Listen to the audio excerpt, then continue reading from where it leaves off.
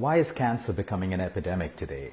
If you look around, we have more fancy hospitals, we have doctors, we have nutritionists, we have gyms, we have superfoods, we have supplements, we have everything possible, but yet when you look at the statistics of sickness, we see that cancer is becoming more and more, not just in India, across the world, but right now, India is one of the leading countries when it comes to cancer. And something has to change, because the very fact is, if we have so much for healthcare, why are people getting cancer and why are people getting sicker and sicker? So it's so easy for us to believe, because of what the media makes us believe, that there's pollution in the air. No doubt there is. Then milk is contaminated, chicken is contaminated, fruits and vegetables are contaminated. All of that stuff. Water is unhygienic. People who are fat, people who are obese, it's bad for their health. They have chances of getting diabetes. And we keep running from pillar to post, reacting to the disease. And today, what we've done is we've pulled up data of over hundreds and hundreds of cancer patients over the last 1 year. And we've looked for a commonality in the lifestyles of these people before they got cancer. It's very important that we invest in prevention today, because once we get the disease, many people heal. But what if we didn't get the disease? What if it was possible to prevent the disease? But you see, there is no research and there is no funding to fund research that goes into prevention, because there's no money to be made in prevention. There are no profits to be made in prevention at all. Like they say, there's no money in being healthy and there's no money in being dead. All the money is in being chronically ill. And if you actually look at that today, all the money is in being chronically ill. And how many times you need to see your nutritionist or your doctors, or be admitted to hospitals, or undergo all these new screening processes that are so good at telling you what's wrong in your body, but there's no one telling you how to overcome everything besides just treating the symptom.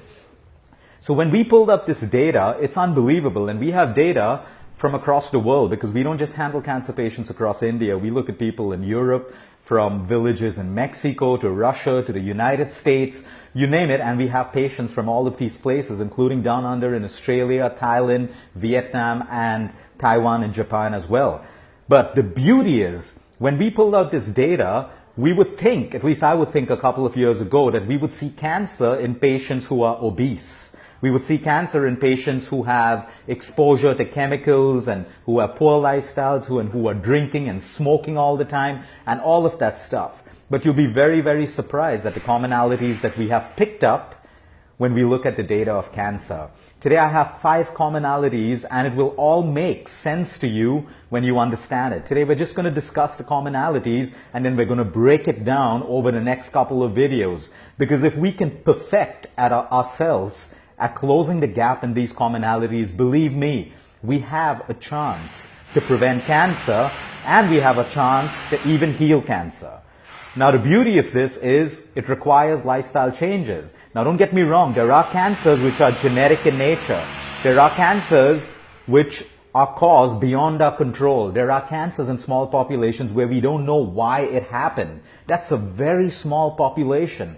But the larger population, which is caused by lifestyle, and most doctors, because we don't diagnose beyond the symptom, so we never get into the lifestyle of people who have cancer to find out what the root cause is, what the trigger was. So then we either say, oh, it was bad luck, or it just happened, or yep, it's poor lifestyle.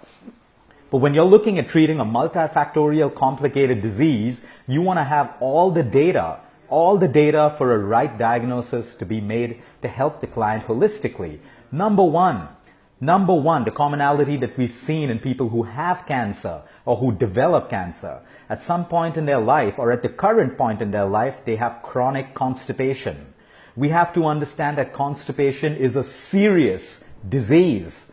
It is not an issue, it is a disease. When you have chronic constipation, what are you doing? You're storing toxic waste in your system, which is not meant to be in your system. And especially in women, when we find women who are constipated, what happens? Estrogen, which is supposed to be passed out, now gets backed up into your liver and then back into the cells of your body, producing estrogen-dominant cancers. So number one, we see estrogen dominance connected to constipation. It's common sense. You don't need to be a scientist, a nutritionist, or a doctor to know this. It goes back to school. If we keep toxic waste in our system, we have the ability to start off a mutation of cells. Anyway, let's move on to the next commonality. Acidity.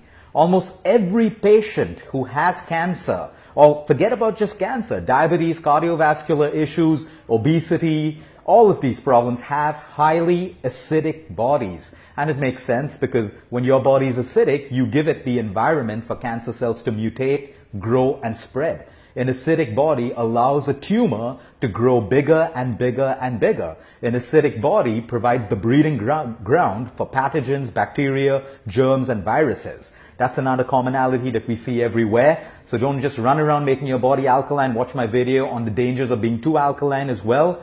The third commonality is low sleep, less sleep. And I cannot stress how important sleep is. It goes back to simple science again. What happens when we sleep? We produce a hormone called melatonin.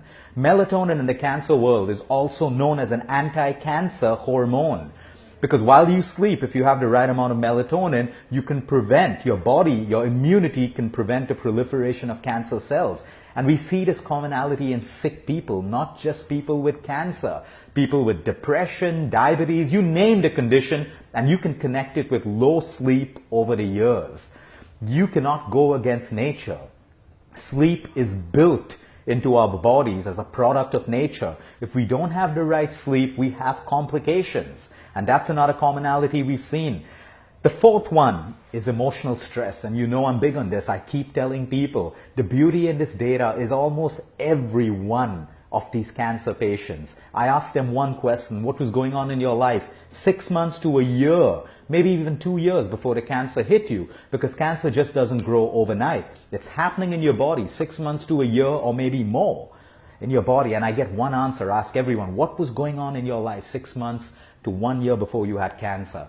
And 97% of them can relate to extreme emotional stress. I'm not talking about day-to-day stress. All of us have that. I'm not saying that if I'm stressed today, I'm going to get a cancer tomorrow. I'm talking about chronic emotional stress. And each one of these people could point out that stress factor in their life. Examples: for some of them it was a divorce. For some of them it was the loss of a loved one, the loss of a child, the loss of a parent, where they just can't get over that stress and that stress eats into them. Some of them it was property issues, some of them financial issues, some of them extreme self-esteem, self-confidence issues. It's beautiful, sad, but beautiful when you see that connection of emotional stress and triggers to the cause of disease. And no matter what anyone says in the medical world about emotional stress, you know it yourself for sure. There's no one investing money in studying this further. And they're not interested. Where's the money if you find that the outcome of this research is true, that emotions have an impact on your disease? There's no money to be made by anyone, which is why the things that really work in this world will never be researched. There will be no government funding, there will be no private funding for things like this, unless you find someone who's willing to put that kind of money without expecting it back, without expecting profits. And then, but you have enough of people probably watching this video right now in the world who will state that when they changed their emotions, their cancer went away. When they changed their emotions, they got stronger and they healed their diabetes, their arthritis, whatever disease it is. These are the four main commonalities that we've seen in almost every cancer case in the last 1 year, and on almost every cancer case that I see every single day. Now, the beauty of that is I've broken these points up into something else: a sedentary lifestyle. Because what happens when you have a sedentary lifestyle? When you have a sedentary lifestyle, you put on the wrong weight, you get acidic, you get constipated. When you're sedentary, you're obviously not motivated to move, which means you have some sort of emotional stress. So you see a connection between a sedentary lifestyle and the four commonalities. Low water intake. I can't tell you how many people, at least 95% of the people I see every single day, should never have required a consultation or should never have fallen sick if they had only taken care of their water intake. There are people having 2 to 3 glasses of water for the last couple of years. Without water, you have low immunity. Without water, you have acidity. Without water, you're constipated. Without water, your brain can't think and function the right way, which means you lose control of your thoughts and emotions, and you're less powerful to handle the day-to-day stress that hits you. So again, you see the